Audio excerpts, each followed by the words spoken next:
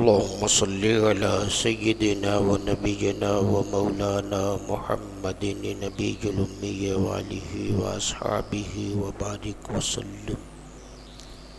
اللهم افتح علي فتوح العارفين بحكمتك وانشر علي رحمتك وذكرني ما نسيت يا ذا الجلال والإكرام. صلی اللہ تعالی علی خیر خلقہ سیدنا محمد وآلہ واصحابہ اجمعین برحمتک یا ارحم الراحمین.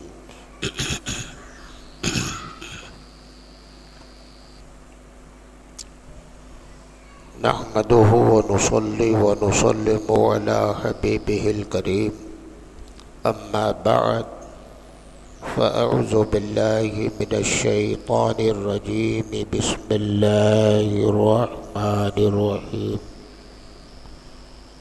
كما أرسلنا فيكم رسولا منكم يتلو عليكم آياتنا ويزكيكم ويعلمكم الكتاب والحكمة ويعلمكم ما لم تكونوا تعلمون. آمنت بالله صدق الله مولانا العظيم وصدق رسوله النبي الكريم ونحن على ذلك لمن الشاهدين والشاكرين والحمد لله رب العالمين. ارباب علم و فن، علماء اکرام و معزز سامعین اعظام، السلام علیکم ورحمۃ اللہ وبرکاتہ. آئیے ہم اور آپ نہایت ہی عقیدت اور انتہائی محبت کے ساتھ یک زبان و یک خیال ہو کر حضور اکرم تاجدار عرب و عجم، مالک رقاب امم، نبی محترم، رسول مکرم، نور مجسم، شفیع امم، سرور کائنات، فخر موجودات، صاحب کمالات، سرکار احمد مجتبی محمد مصطفیٰ علیہ تحیۃ و ثنا کی بارگاہ بے کس پناہ میں جھوم کر بآواز بلند درود و سلام کا نذرانہ پیش کریں اور سب مل کر پڑھیں. اللہم صلی علی سیدنا و نبینا و مولانا محمد النبی الامی وآلہ واصحابہ وبارک وسلم. حضرات گرامی، یہ ربیع النور شریف کا مقدس بابرکت پرعظمت مہینہ ہے اور آج اس کی 10 تاریخ ہے.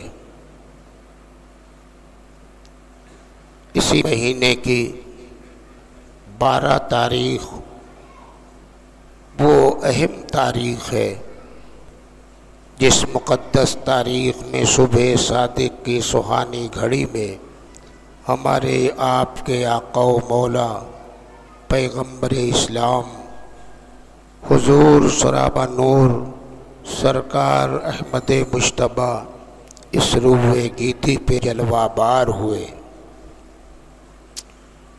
دنیا کی تمام تر خوشیوں سے بڑھ کر اگر کوئی خوشی کا دن ہے تو وہ ربیع النور کی 12 ہے. عیدیں آتی ہیں، خوشی کا دن ہے، لیکن یہ دن وہ ہے جو عیدوں کی عید کا دن ہے. اگر یہ دن نہ میسر ہوا ہوتا اور میرے آقا کی ولادت باسعادت نہ ہوئی ہوتی تو کچھ نہ ہوتا. سب میرے آقا کے قدم ناز کی برکت ہے. ربیع النور کی 12 کو دوشنبے کے دن صبح صادق کی سہانی گھڑی میں اللہ کا محبوب رسول اعظم کائنات کی جان دونوں عالم کا مختار اس روئے گیتی پہ جلوہ بار ہوا۔ کس شان سے آئے مصطفیٰ اور کیسی عظمت و رفعت کے ساتھ خدا نے اپنے حبیب کو بھیجا۔ اللہ تعالیٰ نے ارشاد فرمایا، جمعہ گزشتہ میں نے یہ آیت پاک تلاوت کی تھی، وقت مختصر ہونے کی وجہ سے بات پوری نہ ہو سکی۔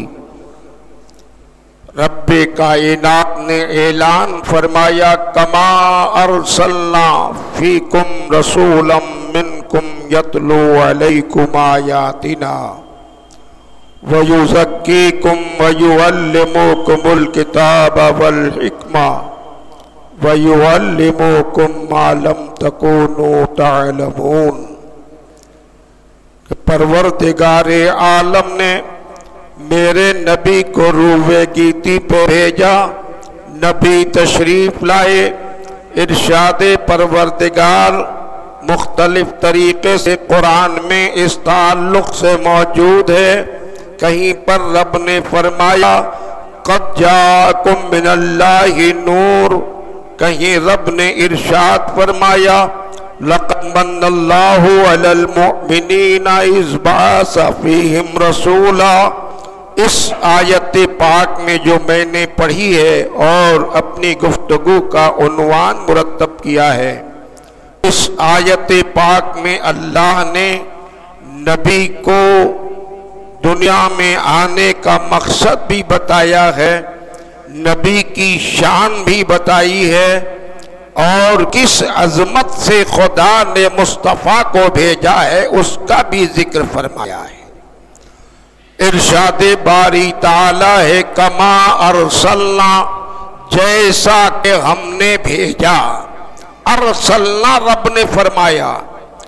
یہاں الجامعۃ الحمیدیہ جیسا شاندار ادارہ ہے، علم و عمل کے پیکر اساتذہ جلوہ بار ہیں، طلباء اکرام ہیں، پڑھے لکھے لوگ جانتے ہیں کہ یہ عربی زبان ہے، اور اردو زبان میں بھی ہم صیغوں کا گرامرز کا استعمال کرتے ہیں۔ اللہ تعالیٰ نے ارسلنا فرمایا، ضابطے قانون کے لحاظ سے یہ جمع متکلم کا صیغہ ہے۔ اردو میں ہماری اور آپ کی زبان میں جب بولنے والا اکیلا ہوتا ہے تو وہ میں کہتا ہے، اور جب بولنے والے چند ہوں تو ہم کہتے ہیں۔ کسی کو کسی نے کوئی چیز دیا، اگر تحفے میں اپنے دوست کو ایک رومال دیا، دینے والا اگر اکیلا ہے تو وہ یہی کہے گا میں نے دیا، میں نے فلاں کو دیا، اور اگر دینے والے چند لوگ ہیں مل کر دے رہے ہیں تو میں نہیں کہا جائے گا بلکہ ہم نے دیا یا ہم لوگوں نے دیا۔ لفظ ہم جمع کے معنی میں استعمال ہوتا ہے، اور لفظ میں واحد کے لیے استعمال ہوتا ہے۔ میں اکیلا رہوں گا تو میں، اور اگر میں چند لوگوں کے ساتھ ہوں تو میں نہیں کہوں گا بلکہ ہم۔ اللہ تعالیٰ نے ارسلنا فرمایا ہے، یہ جمع متکلم کا صیغہ ہے۔ ارسلنا رب نے فرمایا، عالم خیال میں نے سوال کیا، پروردگار عالم تیری ذات تو وحدہ لا شریک ہے، تو تنہا ہے، اکیلا ہے، واحد ہے، لا شریک ہے، تو احد ہے مولا، نہ تیرا کوئی ہمسر ہے، نہ یابر ہے، نہ مددگار ہے، نہ بیٹا ہے، نہ بیٹی ہے، نہ بیوی ہے، تمام چیزوں سے پاک ہے میرا پروردگار، اکیلا ہے۔ اور جب تو اکیلا ہے، واحد و یکتا ہے پروردگار، تو ضابطے کے لحاظ سے تو نے ارسلنا فرمایا۔ سمجھ میں یہ آتا ہے کہ کہنا چاہیے تھا ارسلتو یہ واحد کا صیغہ ہوتا ہے، یعنی میں نے بھیجا۔ تو نے ارسلتو نہیں فرمایا بلکہ ارسلنا فرما دیا، جو معنی سمجھ میں آتا ہے کہ ہم لوگوں نے بھیجا۔ پروردگار یہ کیسے ہے، عقل کام نہیں کرتی، تو ہی جواب عطا فرما، رہنمائی فرما۔ ارسلنا کیوں فرمایا؟ ارسلتو ہونا چاہیے تھا۔ تو غیب سے ندا آ گئی، اے سوال کرنے والے نادان، میں نے ارسلنا فرمایا۔ اس کا یہ مطلب نہیں ہے کہ ہمارے ساتھ اور بھی شریک ہیں، ہمارا کوئی ہمسر ہے، کوئی یاور ہے، مددگار ہے، نہیں، میں اکیلا تھا، اکیلا ہوں، اکیلا ہی رہوں گا۔ ارسلنا میں نے کیوں فرمایا ہے؟ میں ذات کے لحاظ سے واحد و یکتا ہوں، لیکن اپنے اوصاف کے لحاظ سے، اپنے کمالات کے لحاظ سے، اپنی قدرتوں کے لحاظ سے، اپنی اختیارات کے لحاظ سے میں جامع کی حیثیت رکھتا ہوں، میں قدرتوں کا مالک ہوں۔ میں نے ہی زمین بنائی، میں نے ہی آسمان بنایا، میرے ہی چاند و تارے بنائے، درخت و ثمر بنائے، شجر و حجر بنائے، برگ و بحر بنائے، خشک و تر بنائے، کائنات کے ذرے ذرے کو میں نے ہی وجود بخشا ہے، نہ کوئی ان میں شریک ہوا نہ ہو سکتا ہے، سب میں نے ہی کیا ہے۔ اور میں نے انبیاء و مرسلین کی جماعت کو بھیجا، جنت بنایا، جہنم بنایا، عرش آدم بنایا، لوح و قلم بنایا، میں نے ہی فرشتوں کی تخلیق فرمائی، کائنات کو سجانے والا، کائنات کو وجود بخشنے والا، ہر شے کو پیدا کرنے والا اگر کوئی ہے تو بے شک میرا خدا وحدہ لا شریک ہے۔ پروردگار عالم نے جواب عطا فرمایا، میں اتنی قدرتوں کا مالک ہوں، میں نے آدم علیہ السلام کو پیدا کیا، نوح علیہ السلام کو پیدا کیا، شیش و ادریس کو پیدا کیا، دیگر انبیاء و مرسلین کو میں نے پیدا کیا، آدم علیہ السلام سے لے کر عیسیٰ علیہ السلام تک بکثرت میں نے انبیاء و مرسلین کو پیدا کیا۔ تمام روح زمین پر انسانوں کی تخلیق میں نے ہی کیا، اجنہ کی تخلیق میں نے ہی کیا، چرندوں پرندوں درندوں کی تخلیق میں نے ہی کیا، ہر ایک شے کو وجود بخشنے والا خالق و رحمان وحدہ لا شریک پروردگار عالم ہے۔ گویا رب نے ارسلنا فرمایا اور جواب میں رہنمائی فرمائی، ذات کے لحاظ سے تو میں اکیلا ہوں، تنہا ہوں، وحدہ لا شریک ہوں، لیکن اپنے اختیارات و کمالات اور اپنی قدرت و طاقت کی بنیاد پر میں جامع کی حیثیت رکھتا ہوں، میں جامع الصفات ہوں، جامع الاختیارات ہوں، میں جامع کی حیثیت رکھتا ہوں۔ ارسلنا اس لیے فرما دیا کہ ہر پڑھنے والا یہ خوب سمجھ لے کہ مصطفیٰ کی آمد میں خدا نے اپنی تمام تر قدرتوں کو شامل فرما دیا ہے، اور رب نے فرمایا میں نے قدرتوں کے ساتھ بھیجا ہے، میں نے اپنی طاقت کے ساتھ بھیجا ہے، میں وہ بھیجنے والا ہوں کہ جو چاہوں دنیا میں کر سکتا ہوں، جو میں نے چاہا ہے وہ کیا ہے، اور جو چاہوں گا وہ کروں گا۔ اس خدا نے مصطفیٰ کو ارسلنا فرما کر نبی کی آمد کے سلسلے میں شان و عظمت کو واضح فرما دیا کہ خدا نے بڑے اہتمام کے ساتھ مصطفیٰ کو بھیجا ہے، خدا نے بڑی شان کے ساتھ مصطفیٰ کو بھیجا ہے، میرے خدا نے اپنے تمام تر اختیارات کو شامل کر کے اپنے حبیب کو روح زمین پر بھیجا ہے، اس لیے ارسلنا فرما دیا، میں نے نہیں ہم نے بھیجا ہے۔ فیکم کہاں بھیجا ہے مصطفیٰ کو میرے خدا نے؟ کوئی یہ نہ سمجھے صرف قبیلہ بنو ہاشم کے لیے مصطفیٰ آئے۔ مکے کی دھرتی پر میرے نبی کی ولادت باسعادت ہوئی تو کوئی یہ نہ کہے مصطفیٰ آئے ہیں تو عرب کے لیے آئے ہیں، مکے کے لیے آئے ہیں، مدینے کے لیے آئے ہیں، عرب کی دھرتی کے لیے آئے ہیں، قبیلہ بنو ہاشم کے لیے آئے ہیں۔ خدا نے فرمایا فیکم، میں نے تم میں بھیجا ہے، گرچہ مکے میں پیدا ہوئے ہیں مصطفیٰ لیکن نبی تم میں آئے ہیں۔ جہاں جہاں مصطفیٰ کے غلام ہوں گے سب کے لیے مصطفیٰ آئے ہیں، فیکم تم میں بھیجا ہے۔ کہیں کا کوئی رہنے والا ہو، کائنات کا کوئی فرد ہو، انسان ہو یا دیگر تخلیقات خدا بندی ہو، سب میں اللہ کے حبیب رسول اعظم بن کر تشریف لائے ہیں۔ کوئی یہ دعویٰ نہیں کر سکتا کہ نبی صرف ہم میں آئے ہیں، عرب والے صرف یہ نہیں کہہ سکتے کہ نبی ہم میں آئے ہیں، ہمارے لیے آئے ہیں، بلکہ خدا نے فیکم فرما دیا کہ تم میں آئے ہیں۔ جتنا تمہارا وجود میں نے جتنے انسانوں کا وجود کیا ہے سب میں مصطفیٰ آئے ہیں۔ اب ہمیں سمجھنا یہ ہے کہ ہم میں مصطفیٰ کیسے آئے ہیں، تو صوفیاء کرام، بزرگان دین، اللہ کے محبوب بندے فیکم کا ترجمہ فرماتے ہیں۔ فیکم رب نے فرمایا کہ تم میں آئے تو فیکم تم میں آئے تو ایسے سمجھو جیسے تمہارے جسم میں جان ہے ایسے مصطفیٰ تم میں آئے ہیں۔ جان سے بڑھ کر مصطفیٰ کی ذات ہے۔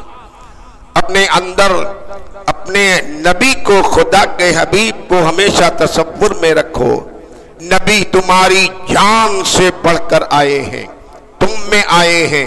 اور واقعی جو یہ تصور کر لیتا ہے، جو بندہ اس بات پر توجہ کر لیتا ہے اور یہ سمجھ لیتا ہے کہ مصطفیٰ ہم میں ہیں جیسے ہمارے جسم میں جان ہے، تو پھر اس کی دل کی دنیا بدل جاتی ہے، تقدیر سنور جاتی ہے، مقدر کا سکندر ہو جاتا ہے۔ صرف یہ تصور کر لے اور یہ خیال ہر وقت رکھ لے کہ مصطفیٰ ہم میں ہے جیسے ہمارے جسم میں ہمارے جان ہے، اور خدا حاضر و ناظر ہے، بس اس کی منزلیں آخرت کی سنورتی جائیں گی، نکھرتی جائیں گی، عمل کی دنیا وسیع ہوتی جائے گی۔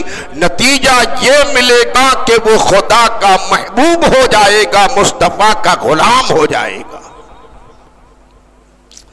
جو گناہ، جو غلطی، جرم ہوتا ہے اس کی ایک وجہ یہ بھی ہوتی ہے کہ کرنے والا مجرم خدا و رسول کو بھولے ہوتا ہے، بھولے رہتا ہے، یاد نہیں رکھتا، وہ خیال نہیں رکھتا۔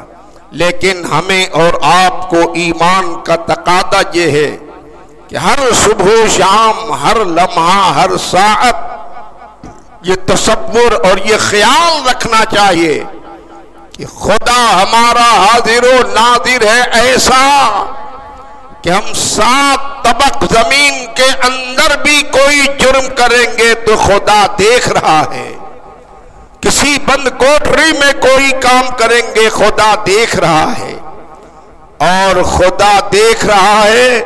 مصطفیٰ ہم میں ایسے آئے ہیں جہاں ہم رہیں گے وہاں ہماری جان رہے گی، جہاں جان رہے گی ویسے مصطفیٰ ہمارے ساتھ رہیں گے۔ اللہ نے فرما دیا کما ارسلنا فیکم۔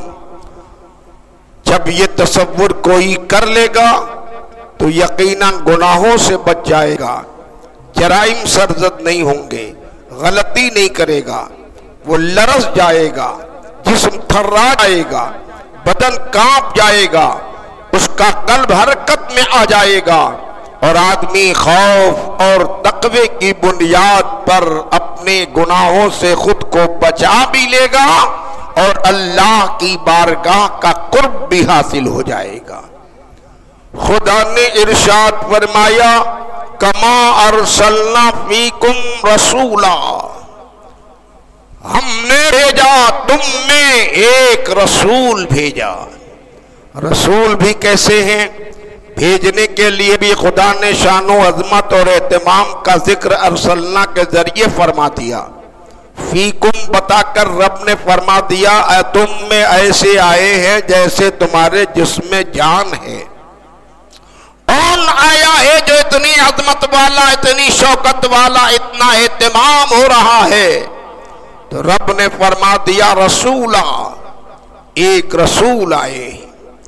وہ رسول کیسے ہیں؟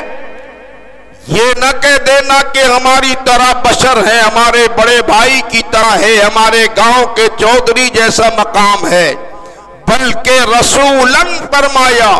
رسولن لام کے اوپر جو دو زبر لگا ہوا ہے، یہ اصول بلاغت کے لحاظ سے اور اس فن کو، علم کو جاننے والے جانتے اور سمجھتے ہیں کہ اس لحاظ سے یہ دو زبر جو تنوین ہے یہ برائے علو شان ہے، یعنی رب نے فرمایا ہم نے بھیجا ہے بڑی شان سے، تم نے بھیجا ہے جیسے جس میں جان ہوتی ہے۔ کس کو بھیجا میرے خدا تو نے؟ رب نے فرمایا رسولم، بڑی شان والا رسول، ایسی عظمت والا رسول، ایسی شرافت والا رسول کہ دنیا میں انبیاء و مرسلین بکثرت آئے، کوئی رسول کوئی نبی مقابلے میں نہیں ہے، سب سے اونچا رسول بن کر آیا ہے، سب سے اعلیٰ، سب سے عرفہ، سب سے اونچا۔ اسی لیے رسولن رب نے فرما دیا کہ کتنا بلند ہے، کتنا اونچا ہے، کتنی عظمت والا ہے، کتنی شرافت والا ہے، کتنی رفعت والا ہے، تم تو سمجھ ہی نہیں سکتے۔ جہاں تمہارے عقل و فہم کی انتہا ہوتی ہے، وہاں سے میرے مصطفیٰ کے رفعت و کمال کی ابتدا ہوتی ہے۔ مصطفیٰ کے رفعت و کمال کی انتہا خدا جانتا ہے اور کسی کے علم میں نہیں آ سکتا۔ اسی لیے بریلی کے تاجدار امام احمد رضا مجدد آدم سرکار اعلی حضرت نے برملا اعلان فرما دیا، فرش والے تیری شوکت کا علو کیا جانے، خسروا عرش پہ ہوتا ہے پھریرا تیرا، واہ کیا جود و کرم ہے شہ بطحا تیرا، نہیں سنتا ہی نہیں مانگنے والا تیرا۔ حضرات گرامی، باتیں ابھی تشنا ہیں، یہ ابتدائی مرحلہ ہے، بڑی پاکیزہ مقدس آیت ہے، اور اس آیت پاک میں ہمارے نبی کی شان و عظمت کا جو ذکر ہے اس کے بیان کے لیے وقت درکار ہے۔ وقت چونکہ اجازت نہیں دے رہا، اس لیے گفتگو فیکم رسولہ پہ ختم ہوگی، آگے پھر بیان کیا جائے گا۔ اعلان آپ ضروری سماعت فرما لیں۔ 12 ربیع النور کو جلوس عید میلاد النبی کا اہتمام بڑی شان و شوکت سے پورے ہندوستان میں ہوتا ہے۔ آپ حضرات بھی ہر سال بڑی شان و شوکت سے جلوس نکالتے ہیں، اپنے اپنے علاقے میں گشت کرتے ہیں اور اپنی ایک منزل پر اختتام کرتے ہیں۔ یہ بڑا پاکیزہ عمل ہے، بڑی شان اور خوشی کا اظہار ہوتا ہے، اللہ تعالیٰ کی بارگاہ میں خوشنودی کا سبب بھی ہے، رسول آدم کی رضا کا باعث بھی ہے۔ اچھا کام ہے، یہ کام زور و شور کے ساتھ، کثرت سے، اہتمام کے ساتھ کرنا چاہیے۔ ہر سال ربیع النور کی 12 کو جلوس عید میلاد النبی صبح کے وقت میں نکالا جاتا ہے۔ اس طرف علوی پورہ کے علاقے میں بھی جلوس کا اہتمام ہوتا ہے، اس کی میٹنگ وغیرہ، پروگرام کی سیٹنگ وغیرہ یہاں خانقاہ پہ کی جاتی ہے۔ کل میٹنگ رکھی گئی تھی، میٹنگ میں لوگ آئے تھے، سب نے نکالنے پر آمادگی ظاہر کی کہ جلوس نکالا جائے گا، لیکن جلوس کے نکالنے میں کچھ نوجوان ہر علاقے، ہر محلے کے تھوڑا وہ کام کر دیتے ہیں جو خلاف تہذیب ہے، خلاف ادب ہے، کھیل تماشا، ہنسی مذاق کے طور پر وہ چلنے لگتے ہیں۔ ان چیزوں پہ کنٹرول کرنا بہت ضروری ہے۔ یہ بڑا پاکیزہ جلوس ہے، مقدس جلوس ہے، فرشتوں کی بارات چلتی رہتی ہے، جہاں پر نعت مصطفیٰ ہوتی رہتی ہے۔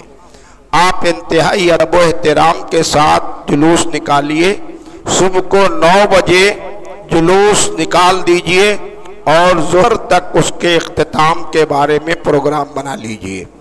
ادب و احترام کے ساتھ سارے لوگ پیدل چلیں اور چلیں، درود شریف اپنی زبان پہ جاری رکھیں، پڑھتے ہوئے چلیں۔ نعت مصطفیٰ پڑھنے والوں کا اہتمام رہے، وہ لوگ نعتیں پڑھیں، آپ سنتے رہیں۔